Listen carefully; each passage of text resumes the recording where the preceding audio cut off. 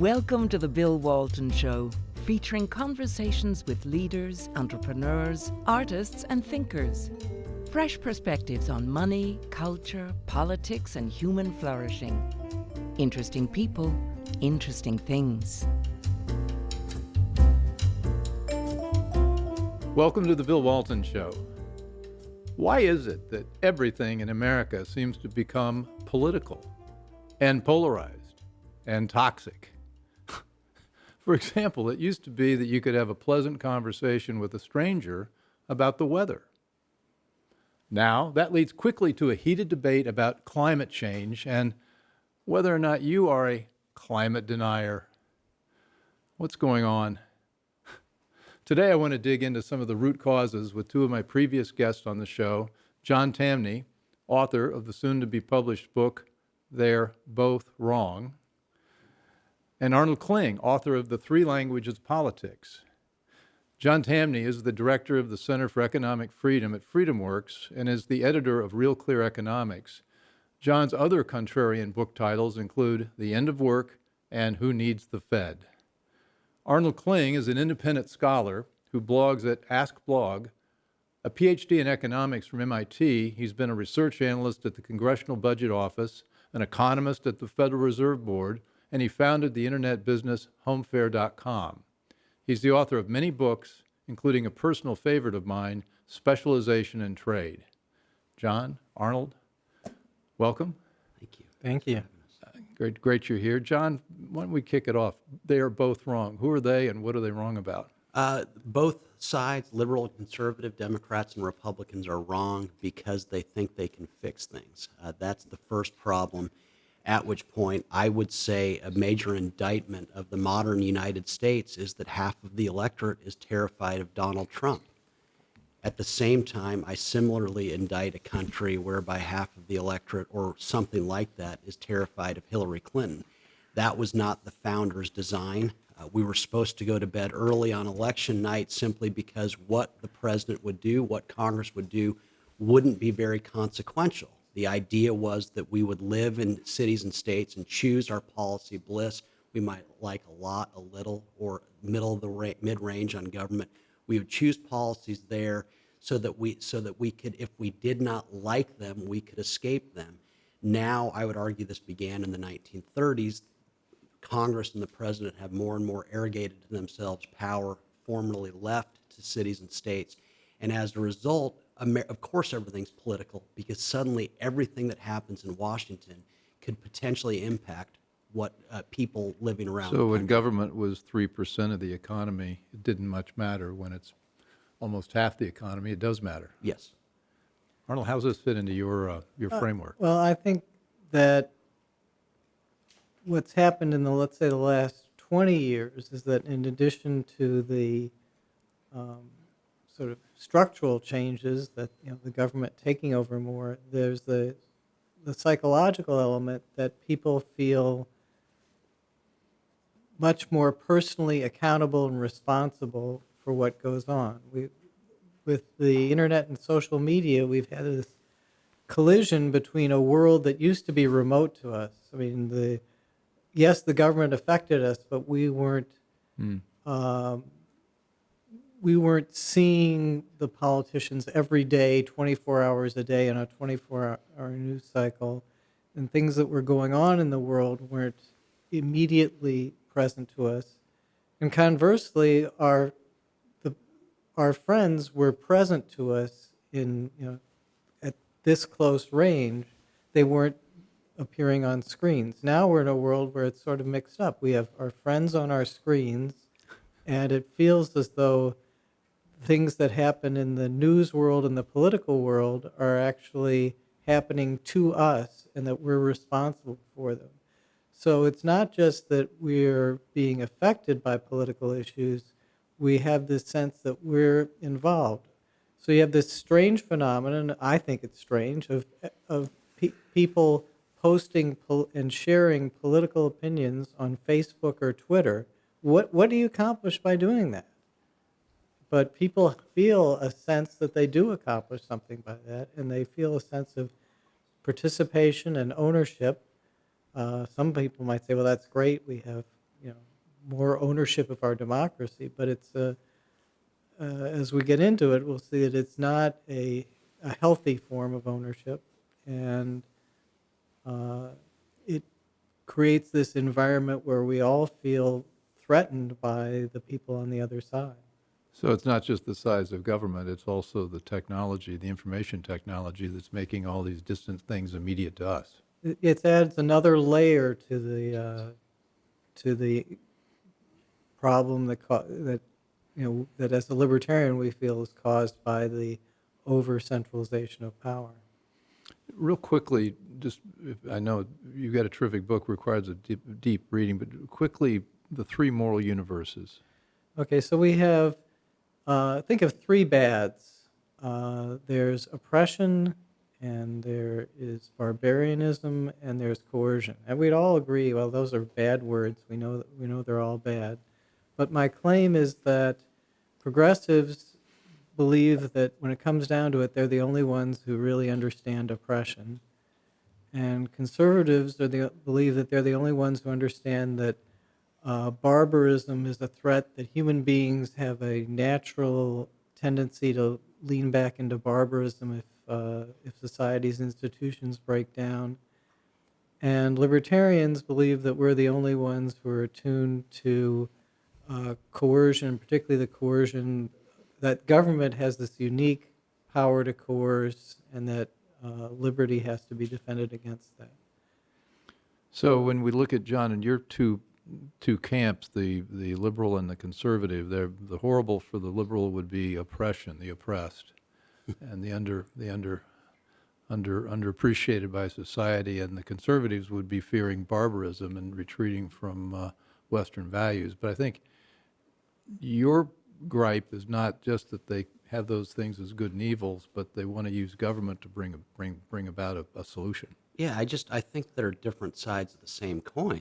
They're alarmists on both sides. To people on the left, a warming planet and economic progress is the source of our destruction. To conservatives, they can't look at a falling birth rate or a deficit without saying we're heading for a major crisis. Who cares that markets just mock all these things? But both sides want more control. They just want control of different things. And I think that's dangerous. I think it's important to stress that there's no such thing as government spending. What there is political allocation of resources, meaning there's allocation of resources that has nothing to do with market signals pushing them to higher uses.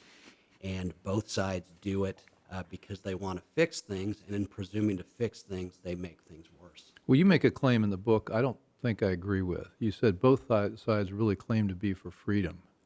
I don't think you just described somebody whose main interest is freedom. That'd be more of a libertarian view. Oh, sure, but I should disclose we probably all three are libertarians in a undisclosed location. Mm-hmm. No, it's true though. Isn't it ironic that conservatives talk all the time about limited government and liberty and the flag and what the founders meant, yet they've got solutions to everything. With Obamacare, it wasn't repeal it. It's, okay, we don't like that central plan, so here's our central plan. We're going to repeal and replace it with our own central plan. All of us have smartphones in our pockets that count as supercomputers. We don't know why we have them. There was no program to get them, but we have these supercomputers in our pockets. Yet politicians think that there needs a plan in place for healthcare. And the left, in the same way, they're for freedom and civil liberties. But if a city or state says, we don't want to do things that way, we think that it's probably dangerous to impose a national health care plan. We think that cities and states should be laboratories of ideas. The response to the left is we're going to ram it down your throat. And so there's nothing, each side professes a love of liberty while acting as though, but watch their actions, not what they say. And I think if anything, even their verbal commitments to liberty are going down. I mean, I remember when progressives were for free speech. Now on college campuses, they're not. Speaking of college campuses, I remember when parietal rules about who could visit who and when and under what circumstances in a dorm were thrown out in the 1960s, and that was liberating. And now there's probably a thicker rule book on sexual conduct in campus than was ever thrown out in the 1960s. So, I mean, I feel as a libertarian, our sort of overlaps with our allies are really shrinking. And on the conservatives, they're no longer defending markets. There was a major conservative conference here about a month ago where it seemed to me like speaker after speaker was blaming social ills on libertarianism. They were blaming libertarians for the opioid crisis, for the financial crisis, for problems in rural America. And so it's, you said we're kind of lonely. I think we're getting lonelier. Well, the financial crisis, that's an interesting take. You write about that in your book, and they're both wrong. I mean, there's some conventional explanations for why that happened that the left have, the conservatives have, and the libertarians have a very different one. You want to go? Who wants to go first on that? Well, there's so much to it, but liberals or lefties, they say that it was a lack of regulation. Oh, really? Well, there were no less than 60 full-time regulators staffed in Citibank alone, a bank that's been bailed out 5 times in the last 26 years by the federal government. And so the notion that banks weren't incredibly regulated defies visible and just empirical realities. Conservatives love to blame it on the Fed. Oh, yeah, the Fed lowered rates to 1%, and that caused a rush into housing. Okay, well, explain to me what happened in the 1970s when the Fed was aggressively jacking up rates, yet housing was as popular then as it was in the 1970s. Conservatives love to blame the Clintons because they forced Fannie and Freddie to relax standards, yet, as I point out in my book, no less than George W. Bush said that home ownership in the United States is what scares the terrorists, and so we're going to figure out ways to get more houses and mortgages in the hands of the people. Conservatives going back to the 1930s to Jack Kemp were doing everything they could to increase home ownership. So the idea that this was a Democrat thing is just so... You don't think owning a home scared off ISIS? No, apparently it did, No. but that's what conservatives said. Well, let me... You're watching the Bill Walton Show. I'm here with Arnold Kling and John Tamny, and we're talking about the state of politics in America. And right now we're talking about the root causes of the crisis of 2008, and how there are very different views depending on your political viewpoint. Yeah, well, it's one of these things that fits the 3 languages model well. The left talks about predatory lending, although it was actually the lenders who suffered the most. I mean, it's strange to call it predatory when you give a no down payment loan to somebody who's a high risk borrower, and then when you take over their house by predating, you promptly lose 50 to 60% of the value. Very, they did a very bad job of predatory lending. The conservatives will then turn around and blame the decline of lending standards, and they'll focus on that. And as a libertarian, I've got to say that go back to John Tamny's point about regulation.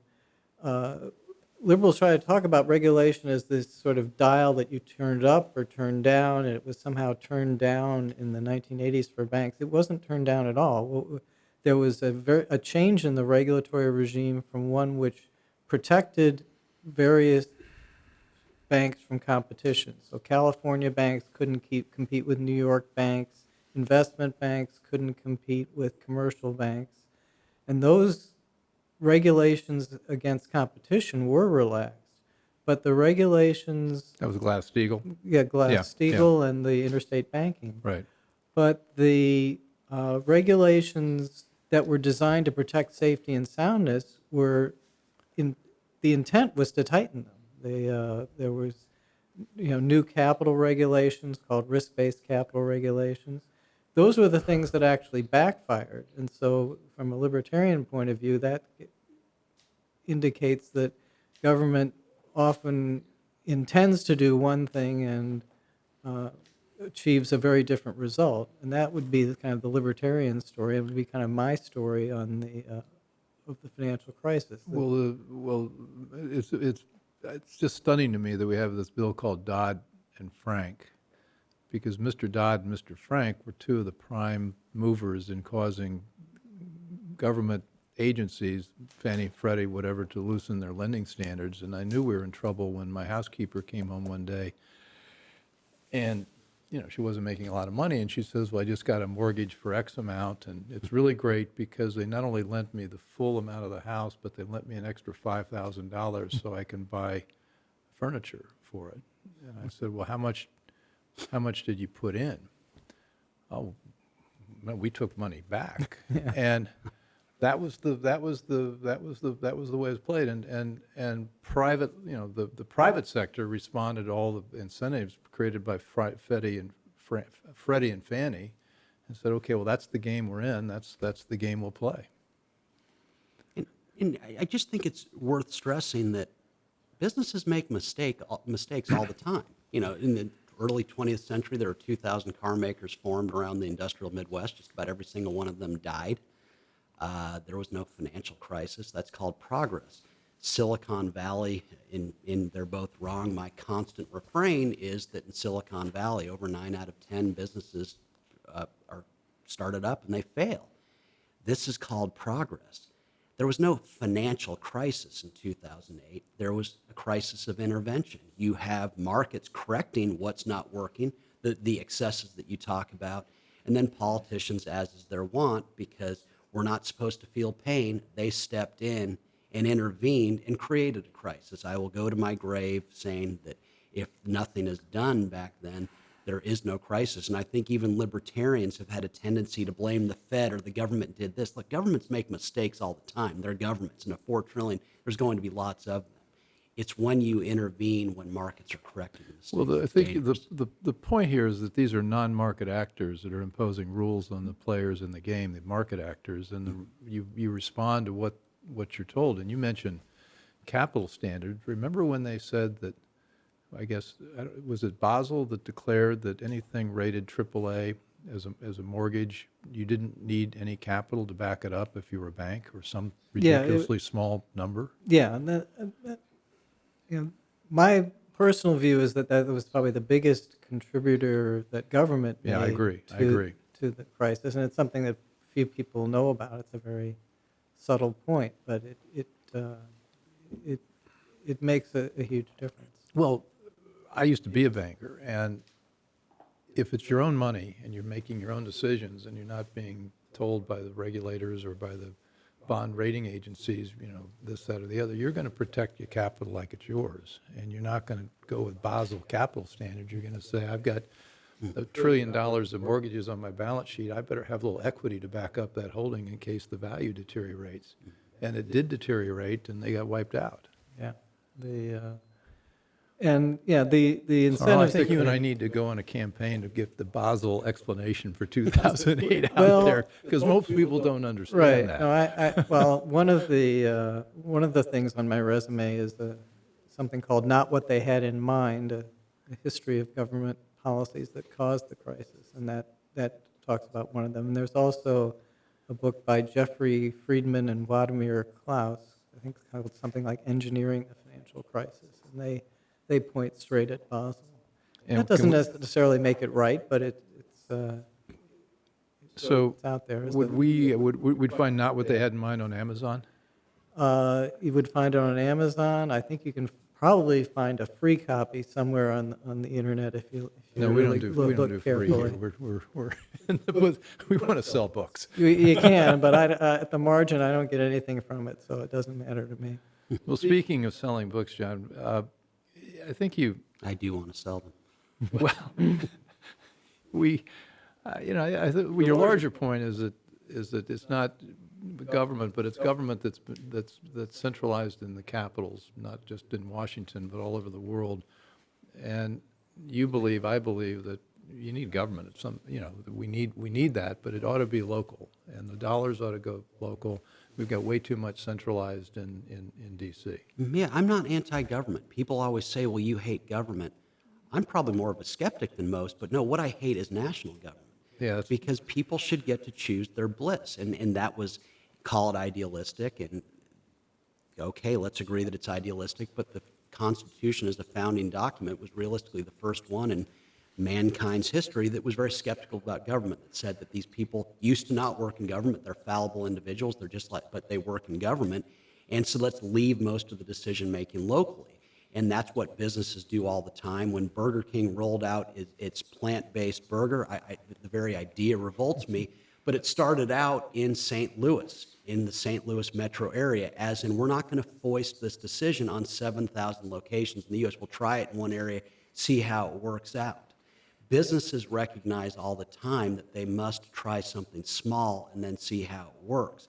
With the federal government, they nationalize policies such that their errors, which are inevitable, are felt by everyone. And I'm saying let's bring it back. Let's bring it local, precisely because these guys are so prone to mistakes. I like to say that the argument for less government is that progress comes from experimentation, evaluation, and evolution. Yeah. And government is sort of weak in all of those. It won't try enough experiments. It doesn't think in experimental terms. Doesn't really evaluate them carefully. If a business doesn't want to evaluate its products carefully, too bad. Its profit and loss statement will evaluate it for it. And then evolution. So you talk about 9 out of 10 Silicon Valley things failing. Well, probably 9 out of 10 public policies fail, but they don't disappear. but they stay on the books. Yeah. You're watching the Bill Walton Show, and I'm here with John Tamny and Arnold Kling, and we're talking about the limits of federal power and expertise. The thing about John Tierney wrote an intro to your book, which I think had a great sentence in here. It says, Washington experts are rarely punished. Bureaucracies are immortal, so they don't learn. And what I think we need to understand is that now we think that bureaucracies are filled with bad people. They're not bad people. They're probably people just like everybody else, but just the nature of what they do. They're not close enough to problems and therefore solutions, and they don't learn anything. Yeah, look, if Bill Walton, Senator Bill Walton from Virginia, you're a disastrous allocator of capital. And you are, because you don't have to realize you're... Well, I think I'd be... but that's just it. You become a senator, all of a sudden you think you're omnipotent. Because you and Buffett in the Senate would suddenly not have to realize your errors. And even if you wanted to realize your errors, someone will say, hey, wait a second, some of that spending is occurring in my district. If you want to, you're not going to. And with every book I write, I always try to bring real world stories into it. And so one of the themes that keeps coming into this one is Ed Catmull, the founder of Pixar, the wildly successful movie studio. And as he says, we constantly rush to our mistakes. Catmull is uncomfortable if a movie's going well because he knows he's missing something. As he also adds, all of our movies suck at first. And so it's this constant search for errors. And he realizes that because he used to live in a world where Pixar could not get any funding at all to make movies. And so he's got to have that focus. With government, it doesn't matter if you're Republican, Democrat, or even Libertarian like us. You don't have to rush to your mistakes because there's a constant inflow of dollars. You know there's guaranteed income on an annual basis. So there's less of a need to fix what's wrong. And so, again, that calls for the decentralization of power for those reasons yet again.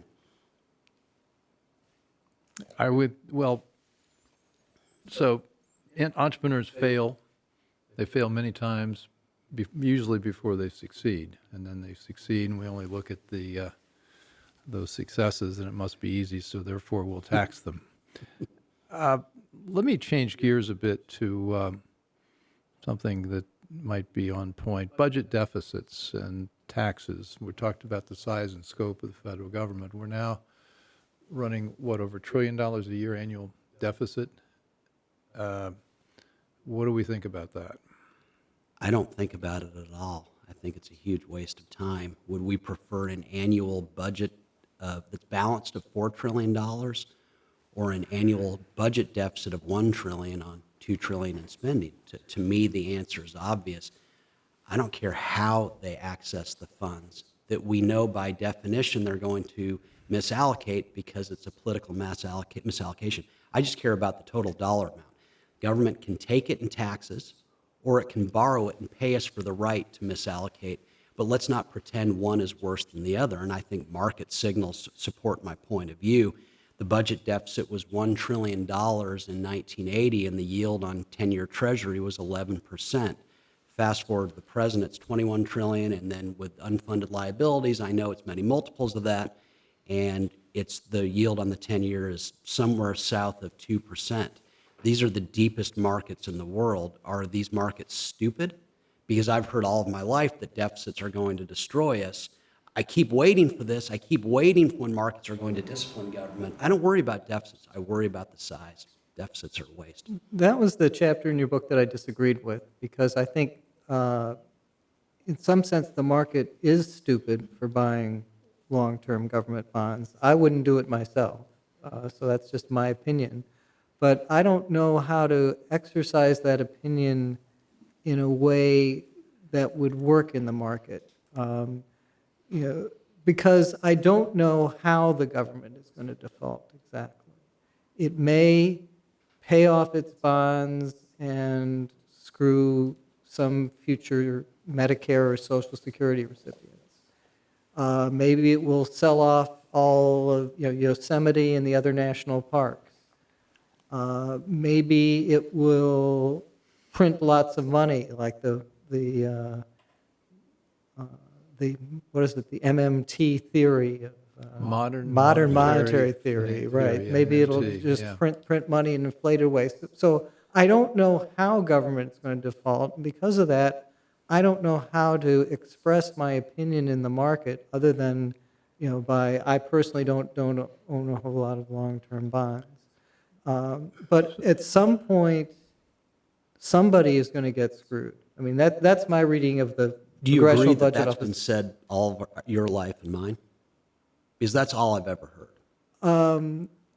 I would say it's been more true recently so start with, let's say, the Congressional Budget Office forecasts, which show, an unsustainable pattern, path for government spending. It's just, we can't fund it. So who's going to get screwed? Is it going to be bondholders? Is it going to be people expecting Social Security, or what? Or do you believe that that the private sector is going to take off and grow so fast that the government can just afford to spend whatever it wants? I mean, what assumptions are wrong in those Congressional Budget Office forecasts? Let me just see if I can simplify the issue. I think what you're saying, if we got a $5 trillion deficit, $4 trillion budget and a $5 trillion deficit, but the bond market's financing it, then short term, that's just another way to finance the federal spending. What Arnold's saying, and I think I agree, is that long term there will be a day of reckoning, and so it's short term we don't care. Long term it could be catastrophic. Sure, but in answer to Because I think that's the most dangerous weapon. It's, if not the most, it's in the top. It's in my top 5. Okay, but my response to that would be tomorrow is already being priced. What is the 30-year bond but the market saying, 30 years from now, we're just so not worried about that. We're also talking now about now we're selling talking 100-year about bonds. 100-year bonds. Right. Markets are saying that this is not going to be a problem. So this idea about being screwed through money printing or someone being cut off, at least now the deepest markets in the world disagree. Now, it's possible that the two people I'm sitting across from are smarter than every single other market participant, not to mention all those who aren't participating but who are not worried. But collectively, it's not unreasonable to say that they're much smarter than you are. You may be the smartest person in FedEx Field on any given Sunday, judging by the fans. I can almost confirm that. But collectively, they know more than you do. And so Do they still show up, by the way? not as many. So you're smarter than you used to be relative to the Redskin fan base. But as I argue in the book, and I think it's correct, what are bonds but an income stream. People are purchasing an income stream. If, in fact, it was a problem of revenues, if the spending, because I've heard unsustainable all my life, all of my sentient life, well, the CBO says this, and I remember when John McCain ran for president, they showed a video of him every year from 1980 up until 2008 saying, hey, someday these deficits are going to get us. The problem is we've got too much in the way of revenues, and the markets are pricing a surge of revenues in the future as talented people are able to meet the needs of more and more people around the world. And as a consequence, government borrowing becomes easier and easier. The deficits are not, the tragedy is the spending. But what's odd about that, I mean, one model is, the markets are expecting a lot of growth, but you'd think if that were true, then interest rates in general would be high. I mean, we're sort of in a world where Piketty, who said that, well, inequality is because the interest rate is way higher than the growth rate, should be coming out now and saying inequality should be dropping like a stone because interest rates are so low. Why would interest rates be high if the economy is growing? Well, because you're getting some return on capital. So you would think that, I mean, so they were high in the investors, 1970s. Was that a high growth period? They're high, guaranteed they're high in Haiti right now. Well, of course, that's because people were factoring in a lot of inflation. So, And they're also high now. If you know better than I, if you go to Silicon Valley and try to fund a business, they're so high that you couldn't even get debt. Okay, so then that's another possible story, which is that for some reason people consider even 30-year bonds a safe haven, but any sort of private capital investment, they think, oh, that's really risky. It's interesting to think why that could be. It could be that one scenario is that people are absolutely confident that the U.S. Navy is going to make sure that the U.S. will never default on bonds, but heaven help you if you have private wealth. No, but you just so maybe the market is thinking that Elizabeth Warren is going to come in and tax all your private wealth. No, but you just explained why. Of course capital is tight in the private sector because, as you agree, we're constantly experimenting and we're constantly failing. The cost of experimentation is always going to be higher, but you would also agree, as you've alluded, that where there's lots of experimentation, there's lots of growth. Government bonds are just a reflection of how much they're going to collect from the most talented, innovative people on earth going forward. If you're looking at individual, of course capital's tight. And as Bill and I have discussed here on this show before, that's why in Hollywood, nothing gets funded. That's why in Silicon Valley, credit is always so tight that if you want anything, you're going to give away so much of your business to a venture capitalist. It's a different thing. Well, when I talk to my wife about our finances, I say the biggest risk is the government needs our money. That's the biggest risk. And the thing is, I don't know how they're going to get it. Maybe what the market is pricing in is Elizabeth Warren's going to come in, and the good news for bondholders is she's going to pay off the debt. The bad news is that for any wealthy people, she's going to pay it off by confiscating people's wealth. But if she did that, you would see yields on treasuries skyrocket because the yields reflect not a revenue problem, they reflect too much in the way of revenue. So if suddenly you confiscate all of the growth capital, paying off this debt suddenly becomes a much more difficult concept. It's precisely because the markets expect there not to be massive wealth confiscation in the future that investors think this is a safe bet. Look at what happened in Greece. In 2010, they raised taxes to pay off the debt, and bond yields on Greece exploded. Well, of course they did. We have a problem of too much in the way of revenues, not too little. Well, I don't think we're going to resolve this. I don't even think we understand why interest rates are negative. I mean, we're wandering in an area here. If you talk about your sentient life, there was an order of the universe. I've got a book written by a guy named Sidney Homer. I was an investment banker, and it was called The History of Interest Rates. And it had like 3,000 years of what the Babylonians were doing and the Romans and the Middle Ages, even with the church banning usury. And interest rates were always sort of 4%, 10%, something like that. I don't remember any chapters in his book where he talked about zero or negative interest rates. And so maybe you can explain why the market thinks we ought to have negative interest Consider rates. who owns those bonds: central banks, pensions, and insurance companies. And big banks that are forced by the government to own the thing. No sentient human being is going to say, because money, it's not money. Money is just access to resources. No one's going to say, here's a pile of money that is exchangeable for this. I'm going to hand it to you so I can get back less resource allocation in the future. This is heavily regulated, and central banks doing something that in the free market would never happen. So I think it's important. Yeah, negative rates are an impossibility. I kind of like the argument that interest rates, government interest bonds rates are low because everybody knows the government's going to come and find a way to take the money from you anyway. so they've got the ultimate collateral. I trust capitalists like you to always outrun governments. You're way too smart for Donald Trump and Barack Obama. That's flattering. You're watching the Bill Walton Show, and I'm here talking about zero interest rates. For all of you who are interested in that, I am, with Arnold Kling and John Tamny. But we're going to shift from the world of interest rates to the world of climate. And climate is one of those issues. John, you say the market is pricing no climate change into their calculations.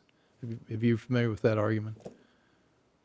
Yes, I am. I think some people claim that insurance companies for flood insurance are starting to price it in, but I don't follow that literature. I don't claim to. John? know. Yeah, Warren Buffett made the point that on catastrophic funding, they got out of it. It just wasn't a good business because the risk wasn't there to be in the business, to make it worthwhile. And you just look around the world. What is the greatest market signal of all, bar none? It's where are people moving? And so as we speak, 44% of the world's population lives in coastal areas, lives and works in coastal areas. That number is set to rise, and it's set to rise substantially. I have no doubt, once again, that the scientists promoting Armageddon that is going to run roughshod over these coastal cities and wipe out all the wealth there, I have no doubt that they're brilliant, and that's why I don't make a scientific argument. I'm just saying it would be an impossibility, among other things, that the whole world couldn't know what scientists claim to know. Because if they did, if they were correct about this, you'd see a mass movement away from this because people would soon have their wealth wiped out. And you'd see it in insurance rates, all sorts of different costs related to it, because suddenly someone like me, I'd love to have a house in La Jolla, but good luck. Well, you know, Ken Fisher was on the show, as you know, Yeah. and he had a very interesting idea. He said, if you're really worried about oceanfront property, it would cost a few $1 billion just to build a dike and become the Dutch. And I think that's why Barack and Michelle bought their place in Martha's Vineyard, isn't it? They're right on the water. Of course. You mentioned The very people who most believe in climate crisis own really expensive houses right where the climate's going to hit. And Ken hits on a crucial point. Even no one's saying the climate doesn't change, but even if it does, it's not as though we can't adjust. Implicit in this argument is that we're static human beings, that we can't adjust to changes. I'm terrified talking about this stuff next to an MIT guy, but that's my belief. I just think that this is another example of where markets are saying that there's really no problem. Well, I'm not a scientist either. I don't. My only personal take on the whole climate change stuff is that the climate models remind me too much of macroeconomic models. And I don't. No. I don't think. I place the value of those macroeconomic models at zero, so I get nervous about the climate models. Well, you had a first-hand look at the Federal Reserve macroeconomic models that correctly Absolutely. predicted how many recessions Well, in the last 100 years. It doesn't even. I don't think it even. I would have to spend an hour on sort of what I think is wrong with macroeconomic models. They're just. We don't have an hour. We do have some time. They're though. just made up. I mean, it's just. It turns out that the degrees of freedom don't belong to the data, which is something that is required by the statistical theory, the degrees of freedom all belong to the investigator. And I think to some extent that's true in the climate story too. I don't think you really have enough data, and this is outside of my area of expertise, but I make this wager. I don't think you really have enough genuine data to build a climate model, and so you have to build it with a lot of the investigators' point of view built into it. Well, and tying it back to our original thought, you really have to be, we opened the show with politics not being close enough, government not being close enough to the real problems. The models, in a sense, are the same, have the same issue. They're not close enough to anything real to predict anything. And, I ran a financial company, and I'd get asked, well, what's the economy going to do, or what's the GDP going to do? And I'd say, I don't have a clue. But what I can tell you is we've got 120 companies in our portfolio, and I can tell you what their markets are doing and how they're responding and what their competition is. And if we see a change in the economic climate, they'll adapt. And we've got pretty good businesses that have withstood different markets, and that's the world of microeconomics. Yeah. And yet we get the model builders that, and Keynes basically was the excuse to grow federal government. I mean, Yeah. it was the cover, macroeconomics. Yeah. I'm being provocative. No, I that's, love it. no, I don't disagree with that one. Well, so You could say that, that the demand, that on the demand side, the politicians were going to find something, to justify expanding government, and the Keynesian story happened to fill that, saying, "Oh, there's a shortage of public investment. That's the whole problem with the economy, is the shortage of public investment." He ran with that. Galbraith ran with that. There's the Sir John Cowperthwaite back in the day. That's why with Hong Kong he said, we will not do government statistics because they're not worthwhile to begin with, but they create an incentive among politicians to do things, at which point you're intervening in the natural workings of it. And Hong Kong's a pretty good example of what happens when people are left alone. Or at least it used to be a great example. Yeah. So, yeah. So, guaranteed annual income, good idea, bad idea? Well, first of all, it's important to know that it's arithmetically equivalent to a negative income tax. So if you have a sort of a point, let's say you set $40,000 as your point at which below that you pay a negative income tax of 25%. That is arithmetically equivalent to having a $10,000 guaranteed income with a 25% tax rate. You get all the exact same results. So whichever way you want to think about it. I think it's a tremendous improvement over what we have now. If you could replace what we have now with a negative income tax or guaranteed income, you would have working people going from an average tax rate of about 80% to something more like 25%. And I think that would produce a lot of positive social change. All of a sudden, these men who are not worth marrying would be worth marrying because their income wouldn't be taxed at an 80% rate, it would be taxed at 25% rate. So, Milton Friedman was a fan of the negative income tax, which is what he called it then, for that reason, because it was better than our current system, and I am a fan for that same reason. The first thing I would say is public choice theory says that this would be run roughshod over by politicians, because suddenly you have both sides competing. Explain public choice theory. Politicians act in their own self-interest too, and they're going to say, oh, well, he's offering Okay, not just private sector people, not just people in the private sector act in self-interest, Politicians, but yes. bureaucrats act in their own self-interest. They're greedy too. and suddenly you have, he's offering $1,200 a month. Oh, well, I'm offering $1,500. And so where does it end? That on its own, in terms of if you could replace it, yeah, and if we could just get back to constitutional governance, we're not going to replace the other things. What we would get, history shows, as Arnold alluded, as we all agreed, is that government programs once started are rarely sunsetted. So you'd have a guaranteed income in addition to all these others. So it's dangerous there.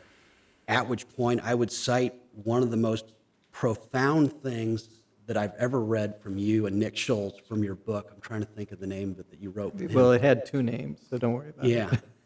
But they made the brilliant point that I have used over and over again, that the minute a worker walks into the United States, their productivity surges. I'm sorry, I feel sorry for individual Americans. Of course, there are so many reasons.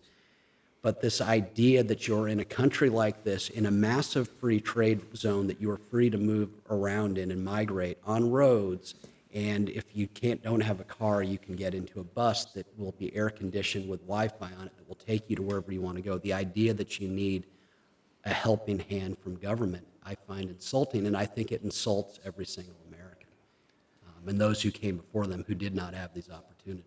Just real quick, you're watching the Bill Walton Show. I'm here with John Tamny and Arnold Kling, and we're talking about guaranteed annual income and whether that's a good idea or a bad idea. Arnold? Well, I probably agree with all those points, and especially the point that we are not going to replace other programs with it. I mean, we don't have housing programs because we care collectively about poor people's housing. We have housing programs because we have a powerful housing lobby.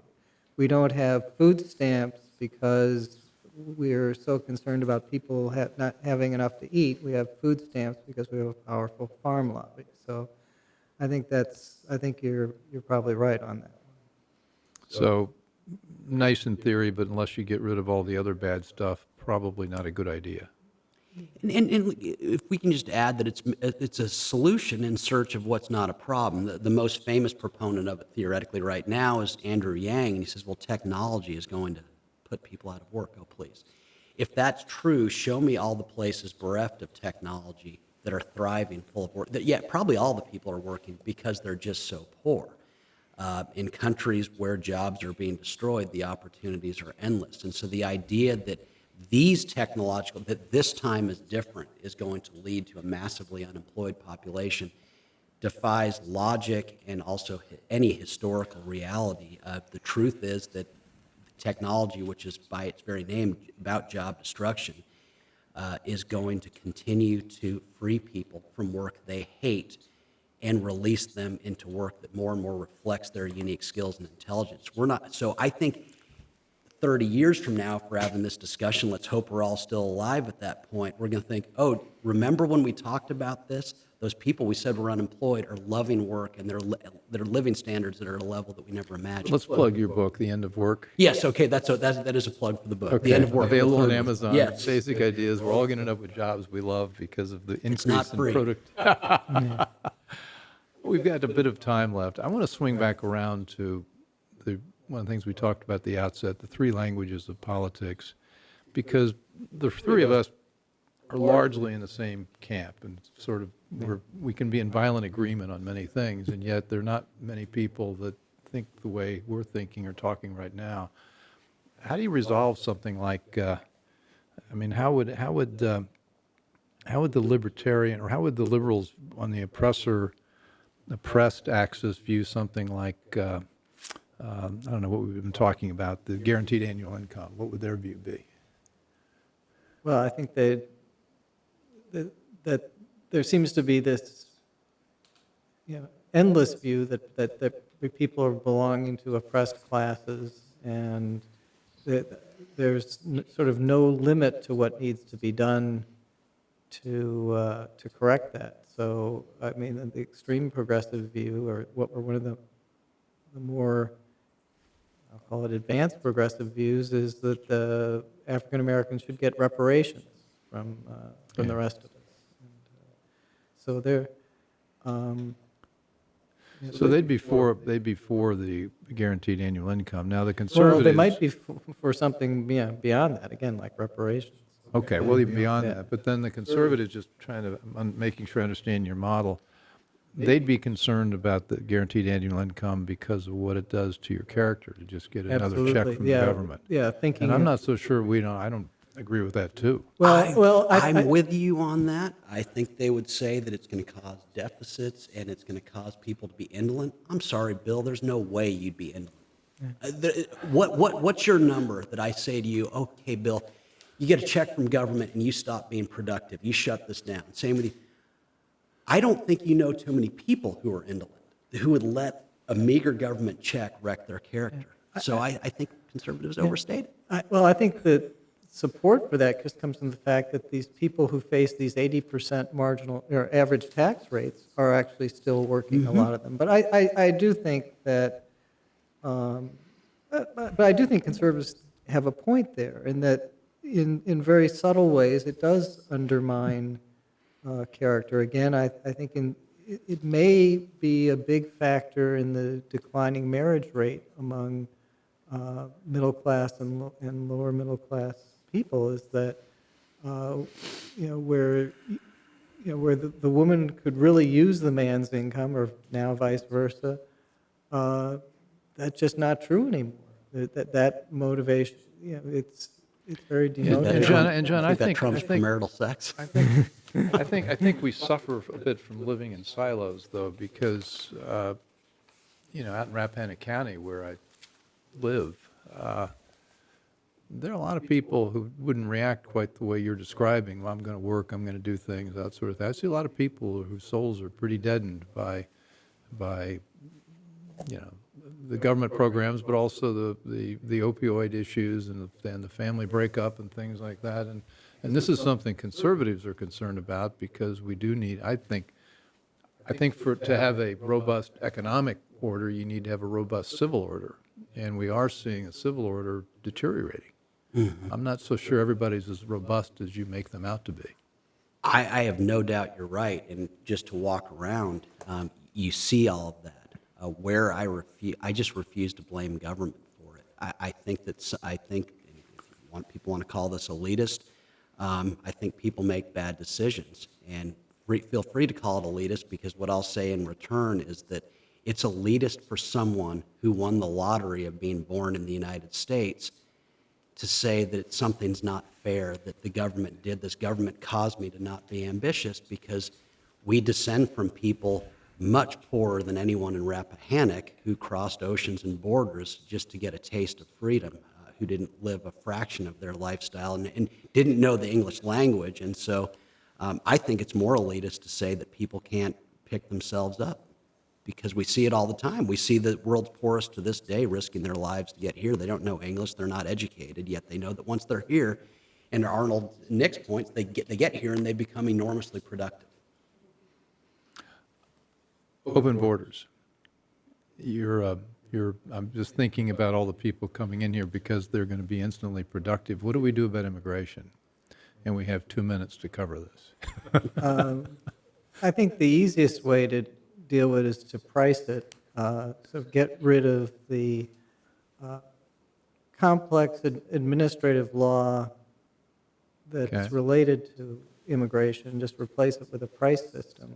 And how would that work? So I don't know what you'd charge, but you say, okay, if you can put up $10,000, you can come in. Okay. That's.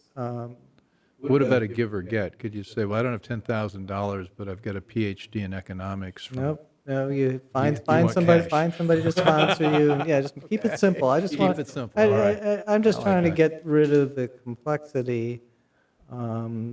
And if you favor open borders, you can drop that price to zero.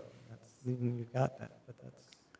But I think putting a price on it would be an improvement on what we have. But you're still, by putting that price on it, people are going to say, I'm not going to pay it, and I'm going to get in. There will be people willing to hire them.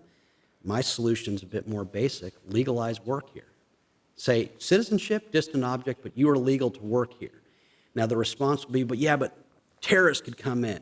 Okay, so the libertarian in me will say, let's legalize work, but announce yourself when you cross in. Just tell us you're here. So you'd have no screen. Yeah, at which point, because we wouldn't tell businesses what kind of steel to import, how much, Yeah. what different things, but we're telling them what to import, the most important of all, human capital.